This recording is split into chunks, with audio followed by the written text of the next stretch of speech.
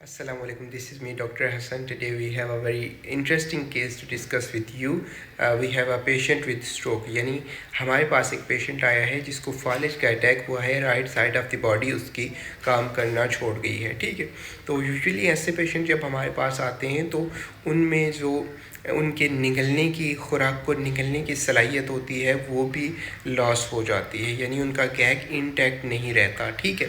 तो वो कोई भी चीज़ अगर खाएंगे या उनको अगर मुंह में कोई भी चीज़ आप पानी वगैरह पिलाने की कोशिश करेंगे तो वो पानी जो है ना वो फूड और पानी क्या होगा जी, वो उनके मैदे में जाने के बजाय उनके सांस की नाली में जाएगा और मज़ीद उससे उनको डिस्कम्फर्ट होगी और पेशेंट की जो है ना डेथ भी हो सकती है। इसलिए कभी भी आप स्ट्रोक के पेशेंट को जो है ना मुंह के ज़रिए से खाना वगैरह नहीं खिलाते।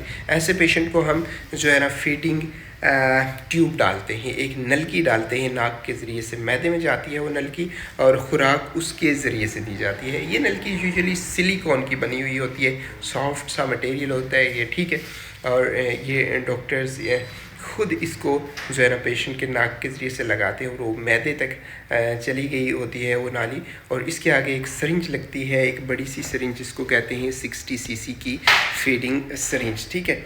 उस सरिंज के ज़रिए से हम पेशेंट को फूड देते हैं, लेकिन वो मैश किया हुआ फूड होता है, यानी वो बिल्कुल लिक्विड बना होता है। अगर हम सख्त पार्टिकल वाली फूड उसको देंगे तो वो एनजी ट्यूब ब्लॉक हो सकती है और वो दोबारा से आपको एनजी डालनी पड़ेगी। इसलिए ज़रूरी है कि आप याद रखें और पेशेंट को हमेशा बिल्कुल मैश किया हुआ लिक्विड मटेरियल ही आप उसको खिलाएं उस फीडिंग ट्यूब के ज़रिए से, ठीक है। तो ये कुछ ज़रूरी चीज़ें थी एनजी ट्यूब के मुतालिक।